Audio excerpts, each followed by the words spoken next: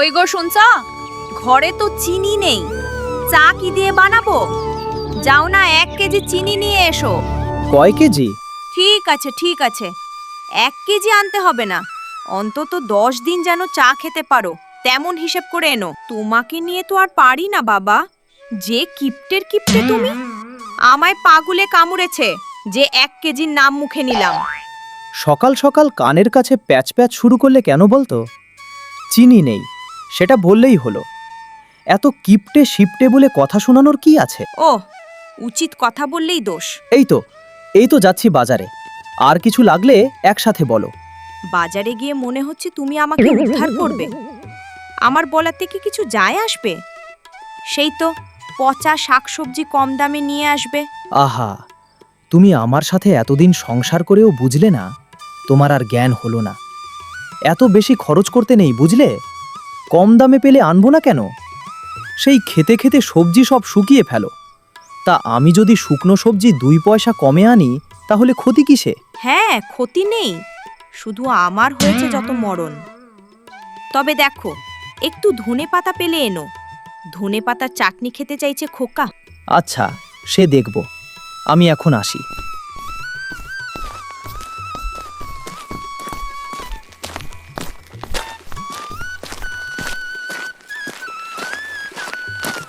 এই যে হারুমিয়া, ওই ধনেপাতা কত করে? 1 টাকা। কি 1 টাকা? আরে 1 টাকায় একটু পাতা কিনতে হবে? আরে কি যে বলো জ্যোতি, 1 টাকা আবার বাড়তি দাম হলো কবে? দাম তো আদেও 1 টাকাই ছিল, এখনো 1 টাকাই আছে। কিন্তু আগে তো আটিটা মোটা ছিল, এখন এই পাতলা আটির দাম 1 টাকা? না, অনেক বেশি হয়ে যায়। এই 80 পয়সা নেবে? একা ধনে পাতা কিনতে এসে তুমি দামাদামি করছো? কি মুশকিলে পড়লাম রে বাবা। তাহলে 85? ও তোমার স্বভাব দেখছি আর পাল্টাবে না। আচ্ছা, তাহলে এক কাজ করো, ওই একটু বেশি করে দাও, তাহলে 1 টাকাই দেব। তোমার সাথে আমি পারবো না গো। ওই নাও নাও, ওই 85 পয়সা দিও। কি গন্ধ! আরে হ্যাঁ হ্যাঁ, আমার জমির ফসলের এটাই গুণ বুঝলে। এই খাবারের সামনে এটা ঝুলিয়ে রেখেও ওই খাবারের স্বাদ পাওয়া যাবে। সত্যি তোমার থেকে পাতা কেনা সার্থক হয়েছে।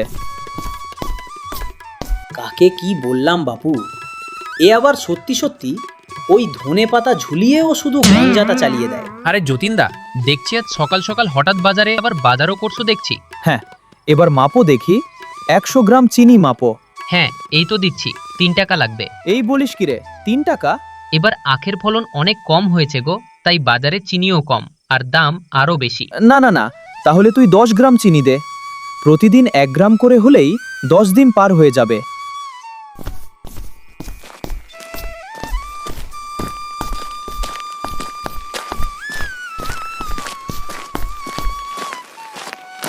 এই যে সন্ধ্যা পেরিয়ে গেল, শুধু 1 আটি ধনেপাতা কিনতে এতক্ষণ লাগলো। আর বলো না, বাজারে যা অবস্থা, তাতে দামাদামি করতে করতেই রাত হয়ে যায়। ঠিক আছে, কিন্তু চিনি কই? এই তো চিনি, একদম 10 গ্রাম, পুরো 10 দিন পার হয়ে যাবে। তোমাকে নিয়ে আমি কোথায় যাই বলতো? হায় আল্লাহ, এই মানুষের সাথে আমার কপাল পুড়েছে। আরে শোনো, ওই দাম অনেক বেশি, তাই ভেবেচিন্তে খরচ করো, বুঝেছো? যতীনের কিপটেমির কোনো সীমা ছিল না, কিন্তু ওর এই কিপটেমি দেখে গ্রামবাসী ও দোকানদাররা বিরক্ত হয়ে একদিন মোড়লের কাছে গেল নালিশ করতে। আর পারা যাচ্ছে না মোড়ল মশাই, এবার আপনি এর একটা বিহিত করুন তো। আরে কি হয়েছে সেটা আগে বলবি তো। এই যতীনের ক্রিপ্টের ভিতর আমরা সবাই অতিষ্ঠ, ওর জন্য 1 টাকার জিনিসেরও দাম কমাতে হয়। এতে আর আমি কি করতে পারি? আমি তো আর ওর টাকা নিজে গিয়ে খরচ করে দিতে পারবো না, তাই না? আর তোমরা তো ভালো করেই জানো ও কারো কোনো কথাই শুনবে না। সবই জানি মোড়ল মশাই, কিন্তু ওর জন্য আমাদের গ্রামের নামও নষ্ট হচ্ছে। সেদিন আমার থেকে ওই 10 গ্রাম চিনি নিয়েছে। আপনি বলুন, এই কথা শুনেছেন? এর একটা বিহিত হওয়া দরকার। ঠিক আছে, তাহলে আমি সিদ্ধান্ত নিলাম, এই গ্রামে যার সম্পদ আছে সে প্রতিদিন 10 টাকা করে খরচ করবে, আর তা না করলে সেই টাকা আমি নিয়ে গ্রামের গরিবদের মধ্যে বিলিয়ে দেব। হ্যাঁ, এটা ঠিক আছে। এটা শুনে যদি ও একটু ঠিক হয়।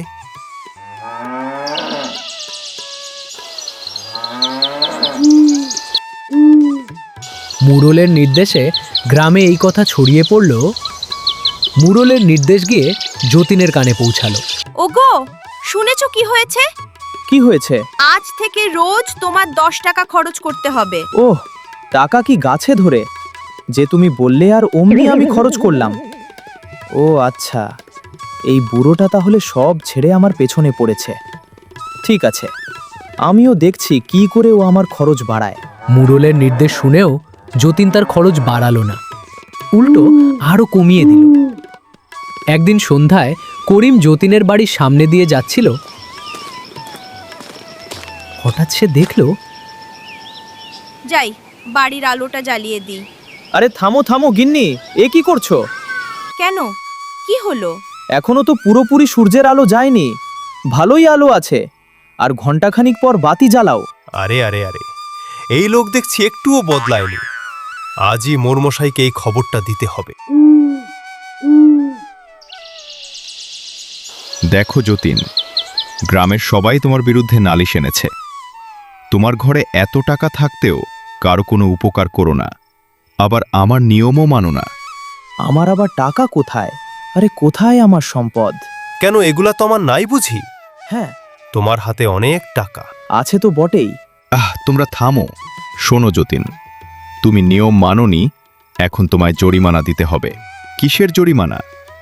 সম্পদ থাকতেও খরচ করোনি, তাই? না না, ওসব তো আমার না। তোমার না মানে কি? তাহলে এগুলো কার? আমার সব তো আমার ছেলের নামে, বাড়ি, জমি, টাকা সব। হ্যাঁ, নিয়ম অনুযায়ী তো যার আছে তার খরচ করতে হবে, আর আমার তো নেই। আছে আমার ছেলের, ও এখনো ছোট, তাই খরচের হিসেব ওর উপর পড়ে না। তার নিয়ম অনুযায়ী জরিমানাটা আমার উপর তো পড়ে না, তাই না? কি ঠিক বললাম তো?